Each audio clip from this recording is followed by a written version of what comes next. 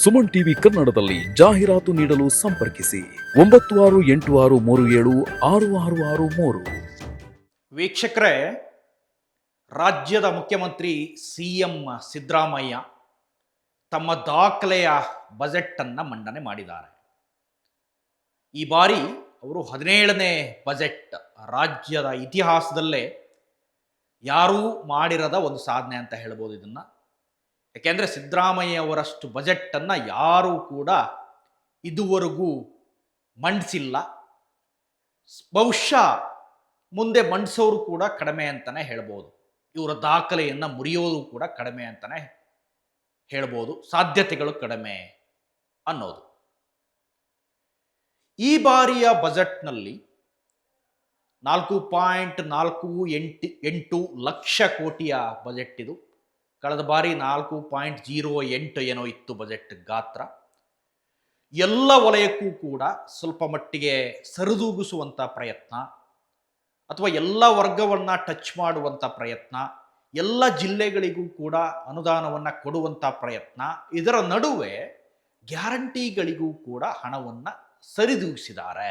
ನೀವು ತಕ್ಕಡಿಯಲ್ಲಿ ಹಾಕಿ ನೋಡಿದರೆ ಒಂದು ಪಾಲು ಗ್ಯಾರಂಟಿಗೆ, ಇನ್ನೊಂದು ಪಾಲು ಇತರೆ ಅಭಿವೃದ್ಧಿ ಯೋಜನೆಗೆ ಅನ್ನೋ ರೀತಿಯಲ್ಲಿ ಎಲ್ಲ ಕಾಮಗಾರಿಗಳಿಗೂ ಅಥವಾ ಎಲ್ಲ ವಲಯಕ್ಕೂ ಬಜೆಟ್ ಮುಟ್ಟುವಂತೆ ನೋಡಿದ್ದಾರೆ. ಪ್ರತಿಪಕ್ಷ BJP ಇದೇನೋ ಚಂಬು ಬಜೆಟ್ ಅಂತ ಒಂದಿಷ್ಟು ಪ್ರತಿಭಟನೆ ಎಲ್ಲ ಮಾಡಿದ್ರು. ನಿನ್ನೆ ವಿಧಾನಸೌಧದ ಪೂರ್ವ ದ್ವಾರದಿಂದ ಹಿಡಿದು ಪಶ್ಚಿಮ ದ್ವಾರದವರೆಗೂ BJPಯ ಪ್ರಮುಖ ನಾಯಕರು ಚಂಬು, ಲೋಟ ಇದನ್ನೆಲ್ಲ ಹಿಡಿದು ಪ್ರತಿಭಟನೆಯನ್ನು ಮಾಡಿದರು. ಕಾರಣ ಏನು ಅಂತಂದರೆ, ಏನೇನೂ ಕೊಟ್ಟಿಲ್ಲ ಸಿದ್ದರಾಮಯ್ಯ ಅವರು. ಅಲ್ಪಸಂಖ್ಯಾತರನ್ನ, ಹಿಂದುಳಿದವ್ರನ್ನ ಮಾತ್ರ ಓಲೈಸುವಂತಹ ಪ್ರಯತ್ನ ಆಗಿದೆ ಬಜೆಟ್ನಲ್ಲಿ. ಅಂಥ ಅಭಿವೃದ್ಧಿಯ ಘೋಷಣೆಗಳು ಯಾವುದು ಕೂಡ ಇಲ್ಲ ಅನ್ನೋದು ಪ್ರತಿಪಕ್ಷ BJPಯ ಆರೋಪ. ನಿನ್ನೆನ ಪ್ರೊಟೆಸ್ಟ್ನಲ್ಲಿ ಭಾಳ ಮಂದಿ ಇದ್ದರು. ಆರ್ ಅಶೋಕ್ ಅವರಿದ್ದರು, BY ವಿಜಯೇಂದ್ರ ರಾಜ್ಯ BJP ಅಧ್ಯಕ್ಷರಿದ್ದರು, ಚಲವಾದಿ ನಾರಾಯಣಸ್ವಾಮಿ ಪರಿಷತ್ ವಿಪಕ್ಷ ನಾಯಕರಿದ್ದರು, ಸುನಿಲ್ ಕುಮಾರ್ ಇದ್ದರು. ಹೀಗೆ BJPಯ ಬಹುತೇಕ ರವಿಕುಮಾರ್ ಸೇರಿದಂತೆ ಎಲ್ಲ ನಾಯಕರುಗಳು ಕೂಡ ನಿನ್ನೆನ ಪ್ರತಿಭಟನೆಯಲ್ಲಿದ್ದರು. ಸಿದ್ದರಾಮಯ್ಯ ಅವರು ನಿನ್ನೆ ಮಂಡಿಸಿದಂಥ ಬಜೆಟ್ನಲ್ಲಿ ಕೆಲವು ನಿರೀಕ್ಷೆಯಂತೆಯೇ ಕೆಲವು ವಲಯಗಳಿಗೆ ಫಂಡನ್ನು ಅಲಾಕೇಟ್ ಮಾಡಲಾಗಿದೆ. ಗ್ಯಾರಂಟಿಗಳಿಗೂ ನಾನು ಹೇಳಿದಂತೆ ಸರಿದೂಗಿಸೋ ಮಟ್ಟಿನಲ್ಲಿ ನೋಡ್ಕೊಳ್ಳಲಾಗಿದೆ. ಇನ್ನು ಯುವ ನಿಧಿಗೊಂದಕ್ಕೆ ಈ ಬಾರಿ ಫಂಡನ್ನು ಇಟ್ಟಿಲ್ಲ. ಅಂದರೆ 5ನೇ ಗ್ಯಾರಂಟಿ ಅಂತ ಇದೇನು ಘೋಷಣೆ ಆಗಿತ್ತಲ್ಲ, ಇದಕ್ಕೆ ಫಂಡ್ ಇಲ್ಲ. ಅದನ್ನು ಹೊರತುಪಡಿಸಿ ಚರ್ಚೆಯಲ್ಲಿರುವಂಥ ವಿಚಾರ ಅಂತಂದರೆ 16 ವರ್ಷದ ಒಳಗಿನ ಮಕ್ಕಳಿಗೆ ಮೊಬೈಲ್ ಬಳಕೆ ಅಥವಾ ಜಾಲತಾಣಗಳ ಬಳಕೆಯನ್ನೇ ನಿಷೇಧ ಮಾಡಿದ್ದಾರೆ. ಮೊಬೈಲ್ ಬಳಕೆ ಅಲ್ಲ, ಜಾಲತಾಣಗಳ ಬಳಕೆ. 16 ವರ್ಷದ ಒಳಗಿನ ಮಕ್ಕಳುಗಳು ಜಾಲತಾಣದ ಒಳಗಡೆ ಮುಳುಗೋಗಿರ್ತಾರೆ. ಅವ್ರಿಗೆ ಬೇರೆ ಪ್ರಪಂಚ ಗೊತ್ತಾಗೋದಿಲ್ಲ. ತಂದೆ ತಾಯಿಗಳ ಜೊತೆ ಜಾಸ್ತಿ ಬೆರೆಯೋದಿಲ್ಲ, ಅಥವಾ ಸ್ನೇಹಿತರ ಜೊತೆ ಬೆರೆಯಲ್ಲ. ಕೇವಲ ಮೊಬೈಲ್ನಲ್ಲಿ ಮುಳುಗೋಗಿರ್ತಾರೆ. ಅದು ನಿಮಗೂ ಕೂಡ ಗೊತ್ತಿರೋ ವಿಚಾರ. ಎಷ್ಟೋ ತಂದೆ ತಾಯಿಗಳು ಇದರಿಂದ ಬೇಸತ್ತು ಹೋಗ್ಬಿಟ್ಟಿದ್ದಾರೆ. ಇತ್ತೀಚೆಗೆ ಮೊಬೈಲ್ ಕೊಟ್ಟಿಲ್ಲ ಅನ್ನೋ ಕಾರಣಕ್ಕೇ ಕೆಲವು ಕಡೆ ಆತ್ಮಹತ್ಯೆಗಳು ಇದೆಲ್ಲ ಆಗಿದ್ದನ್ನು ನೀವು ನೋಡಿದ್ದೀರಿ. ಸೊ ಈ ಬಾರಿ ಇದು ಭಾಳ ಚರ್ಚೆಯಲ್ಲಿದೆ ಈ ವಿಚಾರ. 16 ವರ್ಷದ ಒಳಗಿನ ಮಕ್ಕಳು ಜಾಲತಾಣವನ್ನು ಬಳಸಬಾರ್ದು ಅಂತ ಪರ ವಿರೋಧ ಎಲ್ಲ ಚರ್ಚೆ ಆಗ್ತಾ ಇದೆ. ಕೆಲವು ಮಕ್ಕಳು ಕೇಳ್ತಾ ಇದ್ದಾರೆ, ಆನ್ಲೈನ್ ಕ್ಲಾಸ್ಗಳು ನಡೀತದೆ, ಯೂಟ್ಯೂಬ್ನಿಂದಲೇ ನಮಗೆ ಎಷ್ಟೋ ಮಾಹಿತಿ ಗೊತ್ತಾಗ್ತದೆ ಅಂತ. ಆದರೆ ಬಹುತೇಕ ಸಂದರ್ಭದಲ್ಲಿ ನಾವು ಯೂಟ್ಯೂಬಿಂದ ಬೇಕಾದ ಮಾಹಿತಿ ತಗೊಳ್ಳೋದಕ್ಕಿಂತ, ಅಥವಾ ಇನ್ಸ್ಟಾಗ್ರಾಮು, ಫೇಸ್ಬುಕ್ಕು, ಟ್ವಿಟ್ಟರು ಈ ಥರದ ಇದರಲ್ಲಿ ಬೇಕಾದ ಮಾಹಿತಿ ಪಡೆಯೋದಕ್ಕಿಂತ ಬೇಡದೇ ಇರೋದ್ರ ಕಡೆನೇ ಸ್ಕ್ರಾಲ್ ಆಗೋದು ಜಾಸ್ತಿ. ಅದನ್ನು ಹೇಗೆ ನಿಭಾಯಿಸ್ತಾರೆ ಅಥವಾ ಬಳಕೆ ಮಾಡಬಾರ್ದು ಅನ್ನೋದನ್ನು ಎಲ್ಲೆಲ್ಲಿ ಬಳಕೆ ಮಾಡಬಾರ್ದು, ಇದ್ರ ಬಗ್ಗೆ ಎಲ್ಲ ಒಂದಿಷ್ಟು ಸ್ಪಷ್ಟತೆ ಬೇಕಾಗಿದೆ. ಇದೊಂದು ಪ್ರಯತ್ನ, ತಡೆಯುವಂಥ ಪ್ರಯತ್ನ ಅಷ್ಟೇ. ಹಾಗಂತ ಇವ್ರ ಮೇಲೆ ಏನಾದ್ರು ಕೇಸ್ ಹಾಕೋಕ್ಕಾಗತ್ತಾ? ಉಲ್ಲಂಘನೆ ಮಾಡಿಬಿಟ್ರೆ ಸಾರ್ವಜನಿಕ ವಲಯದಲ್ಲಿ ಮಾಡ್ಬೋದು. ಇಲ್ಲಿ ಶಾಲೆಗಳಲ್ಲಿ ಇದನ್ನು ಹೇರಿದರೆ ಅಥವಾ ಮತ್ತೊಂದು ಕಡೆ ಆದರೂ ಮಾಡ್ಬೋದು. ಅದರ ಮನೆಗಳೆಲ್ಲ ಸ್ವಲ್ಪ ಕಷ್ಟ. ವೈಯಕ್ತಿಕ ನಿರ್ಬಂಧ, ನಮಗೆ ನಾವೇ ನಿರ್ಬಂಧ ಹೇರ್ಕೋಬೇಕು, ಅಥವಾ ತಂದೆ ತಾಯಿ ನಿರ್ಬಂಧ ಹೇರಬೇಕು. ಈ ಬಗ್ಗೆ ಇದೆಲ್ಲದರಕ್ಕಿಂತ ಬಹಳ ಮುಖ್ಯ ವಿಚಾರ ಅಂತಂದರೆ, ಬೆಂಗಳೂರು ಡೆವಲಪ್ಮೆಂಟ್ಗೆ ಅಥವಾ ಬೆಂಗಳೂರು ಅಭಿವೃದ್ಧಿಗೆ, ಗ್ರೇಟರ್ ಬೆಂಗಳೂರು ಆದಮೇಲೆ GBA, ಗ್ರೇಟರ್ ಬೆಂಗಳೂರು ಅಥಾರಿಟಿ ಆದಮೇಲೆ 5 ವಲಯಗಳಾಗಿ ವಿಂಗಡಣೆ ಮಾಡಿದ್ದಾರೆ. ಪೂರ್ವ, ಪಶ್ಚಿಮ, ಉತ್ತರ, ಕೇಂದ್ರ ಅಂತ ಈ ರೀತಿ ಎಲ್ಲ. ಇದಕ್ಕೆ ಬಹಳ ದೊಡ್ಡ ಫಂಡನ್ನು ಇಟ್ಟಿದ್ದಾರೆ. 7,000 ಕೋಟಿ ಬರೋಬ್ಬರಿ. ಬಜೆಟ್ ಆದಮೇಲೆ ಸಿದ್ದರಾಮಯ್ಯವರ ಕಥೆ ಏನು? ಬಜೆಟ್ ಮಂಡನೆ ನಂತರ ಸಿದ್ದರಾಮಯ್ಯ ಅವರು ಇರೋದಿಲ್ಲ, ಡಿ ಕೆ ಶಿವಕುಮಾರ್ ಮುಖ್ಯಮಂತ್ರಿ ಆಗಿಬಿಡ್ತಾರೆ, ಡಿ ಕೆ ಶಿವಕುಮಾರ್ ಅವರು ಮುಂದಿನ ನಾಯಕ, ಅಧಿಕಾರಿಗಳ ವಲಯಕ್ಕೂ ಕೂಡ ಎಷ್ಟೋ ಒಂದಿಷ್ಟು ಮಾಹಿತಿ ತಲುಪಿದೆ. ಸಿದ್ದರಾಮಯ್ಯ ಅವರು ಇಳಿತಾರೆ, ಡಿ ಕೆ ಆಗ್ತಾರೆ ಅನ್ನುವ ಆಂತರಿಕ ವಲಯದ ಮಾಹಿತಿ, ಇಂಥ ಎಲ್ಲ ಚರ್ಚೆ ಆಗ್ತಾ ಇದೆ. ಎಷ್ಟು ಮಟ್ಟಿಗೆ ಸತ್ಯ ಸುಳ್ಳು ಅನ್ನೋದು ಆ, ಗೊತ್ತಾಗಬೇಕು ಇನ್ನು. ಯಾಕೆಂದರೆ ಈಗಲೇ ಅದನ್ನು ಸತ್ಯ ಸುಳ್ಳು ಅಂತ ತೀರ್ಮಾನ ಮಾಡೋಕ್ಕಾಗಲ್ಲ. ಇಂಥ ಮಾತುಗಳೆಲ್ಲ ಮೊದಲಿಂದನೂ ಕೂಡ ಚಾಲ್ತಿಯಲ್ಲಿದ್ದಾವೆ, ಮೊದಲಿಂದನೂ ಕೂಡ ಬಳಕೆಯಲ್ಲಿದ್ದಾವೆ. ಬದಲಾಗ್ಬಿಡ್ತಾರೆ, ಇವತ್ತು ಬದಲಾಗ್ತಾರೆ, ನಾಳೆ ಬದಲಾಗ್ತಾರೆ, ನಾಡಿದ್ದು ಬದಲಾಗ್ತಾರೆ, ಈ ರೀತಿ ಎಲ್ಲ. ಆದರೆ ಈಗೊಂದು ಸುಸಮಯ ಅಂತ ರಾಜಕೀಯ ವಲಯದಲ್ಲಿ ಅಥವಾ ಕಾಂಗ್ರೆಸ್ ವಲಯದಲ್ಲಿ ಒಂದಿಷ್ಟು ಮಾತುಗಳು ಕೇಳಿ ಬರ್ತಾ ಇದ್ದಾವೆ. ಡಿ ಕೆ ಶಿವಕುಮಾರ್ ಏನಾದರೂ ಮುಖ್ಯಮಂತ್ರಿ ಆಗೋದಾದರೆ ಈ ಸಂದರ್ಭದಲ್ಲೇ ಆಗಬೇಕು. ಮುಂದೆಲ್ಲೂ ಕೂಡ ಡಿ ಕೆ ಶಿವಕುಮಾರ್ ಅವರಿಗೆ ಮುಖ್ಯಮಂತ್ರಿ ಆಗೋದಕ್ಕೆ ಅವಕಾಶ ಸಿಗಲ್ಲ. ಈಗಾಗಲೇ 3 ವರ್ಷ ಸಮೀಪಿಸ್ತಾ ಇದೆ. ಮುಂದಿನ 2 ವರ್ಷಕ್ಕಾದರೂ ಡಿ ಕೆ ಶಿವಕುಮಾರ್ ನಾಯಕತ್ವ ಬೇಕು ಅನ್ನೋದು ಡಿ ಕೆ ಬಣದ ಕೆಲವು ನಾಯಕರ ವಾದ. ಹಿಂದೆನೇ ಹಲವು ನಾಯಕರು ಡೆಲ್ಲಿಗೆಲ್ಲ ಹೋಗಿ ಬಂದಿದ್ದರು, ಕೇಂದ್ರ ನಾಯಕರನ್ನು ಭೇಟಿ ಮಾಡುವಂಥ ಪ್ರಯತ್ನ ಮಾಡಿದರು. ಡಿ ಕೆ ಅವರನ್ನೇ ಮುಖ್ಯಮಂತ್ರಿ ಮಾಡಿ ಅಂತ ಬೀದಿ ಬೀದಿಯಲ್ಲೂ ಮಾತಾಡಿದರು. ನಿಮ್ಗೆ ಅದೆಲ್ಲ ಗೊತ್ತಿದೆ, ಯಾರ್ಯಾರು ಮಾತಾಡಿದರು ನಾಯಕರು ಅನ್ನೋದನ್ನು. ಡಿ ಕೆ ಬಣದಲ್ಲಿ ಯಾರ್ಯಾರು ಇದ್ದಾರೆ ನೋಡೋದಾದರೆ ಕುದ್ಲೂರು ಉದಯ್ ಇರ್ಬೋದು, ಗಣಿಗ ರವಿಕುಮಾರ್ ಇರ್ಬೋದು, ಶಿವಗಂಗಾ ಬಸವರಾಜ್ ಇರ್ಬೋದು, ಅಥವಾ ರಾಮನಗರದ MLA ಇರ್ಬೋದು. ಈ ರೀತಿ ಹಲವು, ಕುಣಿಗಲ್ ರಂಗನಾಥ್ MLA ಇರ್ಬೋದು.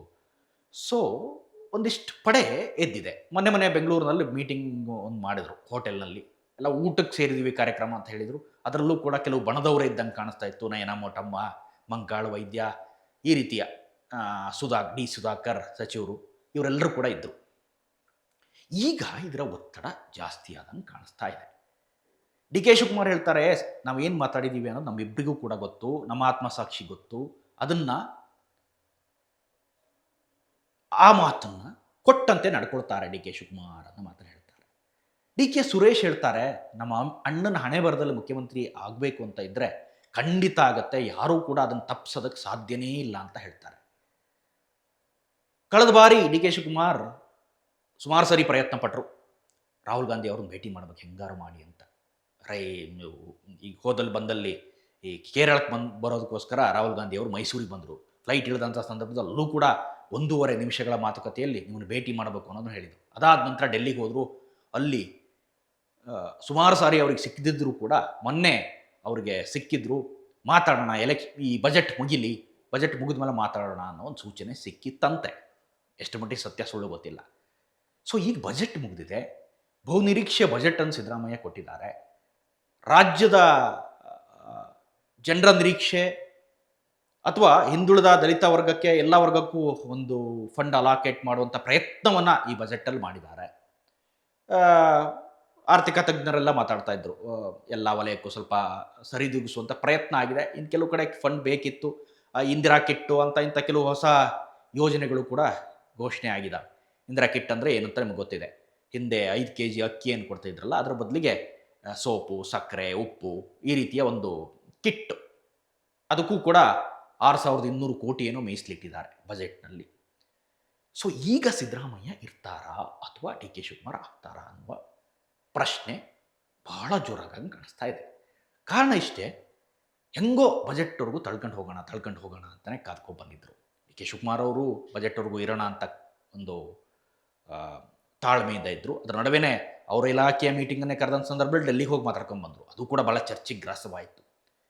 ಸೊ ಈಗ ಡಿ ಕೆ ಬಣದವರೆಲ್ಲ ಸೇರಿ ಒಂದು ತೀರ್ಮಾನವನ್ನು ಮಾಡಿದಾರಂತೆ, ಮತ್ತಗೇನ್ ಹೈಕಮಾಂಡ್ ನಾಯಕರನ್ನು ಭೇಟಿ ಮಾಡಬೇಕು, ಹೈಕಮಾಂಡ್ ನಾಯಕರ ಮೇಲೆ ಪ್ರೆಷರನ್ನು ಹಾಕಬೇಕು, ಡಿ ಕೆ ಶಿವಕುಮಾರ್ ಮುಖ್ಯಮಂತ್ರಿ ಆಗಬೇಕು ಅನ್ನೋ ನಿಟ್ಟಿನಲ್ಲಿ. ಡಿ ಕೆ ಬಣದ ಒಂದಿಷ್ಟು ನಾಯಕರು ಈ ಸಂಖ್ಯೆ ಕೂಡ ಜಾಸ್ತಿ ಮಾಡ್ಕೊಂಡಿದ್ದಾರೆ ಇತ್ತೀಚೆಗೆ. ಅವರು ಡಿ ಕೆ ಬಣದಲ್ಲಿ 20-30 ಅಷ್ಟೇ ಇದ್ದರು ಅಂತ ಹೇಳಲಾಗ್ತಾ ಇತ್ತು, ಈಗ 50-60 ಇದ್ದಾರೆ ಅಂತ ಹೇಳ್ತಾ ಇದ್ದಾರೆ. ಊಟಕ್ಕೆ ಸೇರಿದವರೆಲ್ಲ ಅವ್ರು ಬಣನೇ ಇರ್ತಾರೆ ಅಥವಾ ಅವ್ರು ಪರವಾಗಿರ್ತಾರೆ ಅಂತ ಹೇಳಕ್ಕೆ ಬರಲ್ಲ. ಹೋಟೆಲ್ನಲ್ಲಿ ಸೇರಿದವರೆಲ್ಲ ಅವ್ರು ಪರವಾಗಿರ್ತಾರೆ ಅಂತ ಹೇಳಕ್ಕೆ ಬರಲ್ಲ. ಈ ರಾಜಕೀಯ ಅನ್ನೋದೇ ಹಾಗೆ, ಇವತ್ತು ಈ ಕಡೆ ನಾಳೆ ಆ ಕಡೆ, ನನಗೆಲ್ಲಿ ಲಾಭ ಇರುತ್ತೋ ಅಲ್ಲಿ ಅನ್ನೋ ಹಾಗೆ ಸುಮಾರು ಜನ ಸಚಿವರು ಶಾಸಕರು ಇರ್ತಾರೆ. ಜೊತೆಗೆ ಬಂದ ತಕ್ಷಣ ನನ್ನವರೇ ಅಂತ ಗುರುಸೋದು ಕಡಿಮೆ. ಆದರೆ ಕೆಲವು ನಾಯಕರು ನೇರವಾಗಿ ಮಾತಾಡ್ತಾ ಇದ್ದಾರೆ, ಡಿ ಕೆ ಶಿವಕುಮಾರ್ ಆಗಲೇಬೇಕು ಅಂತ. ಈ ಮಾಗಡಿ ಬಾಲಕೃಷ್ಣ ಅವರು ಇರ್ಬೋದು, ಅಥವಾ ರಾಮನಗರ MLA ಇರ್ಬೋದು, ಅಥವಾ ಈ ಶಿವಗಂಗಾ ಬಸವರಾಜ್ ಇರ್ಬೋದು, ಈ ರೀತಿಯವರೆಲ್ಲ ಸುಮಾರು ಜನ ಮಾತಾಡ್ತಾ ಇದ್ದಾರೆ. ಅದೇನೇ ಇರಲಿ, ಮಾತಾಡಿದ ತಕ್ಷಣ ಆಗಲ್ಲ, ಹೈಕಮಾಂಡ್ ಡಿಸೈಡ್ ಮಾಡಬೇಕು. ಆದರೆ ಹೈಕಮಾಂಡ್ ನಿಜಕ್ಕೂ ಮಾತು ಕೊಟ್ಟಿದ್ದೇ ಹೌದಾದರೆ ಇದು ಸುಸಂದರ್ಭ ಅನ್ನೋದು ಚರ್ಚೆ ಈಗ ಎದ್ದಿದೆ. ಯಾಕೆಂದರೆ ಎಲೆಕ್ಷನ್ಗಳು ಇನ್ನೂ ಮತ್ತೆ ಬರ್ತಾವೆ, ಸಾಕಷ್ಟು ಎಲೆಕ್ಷನ್ಗಳು ನಮ್ಮ ಮುಂದಿದ್ದಾವೆ.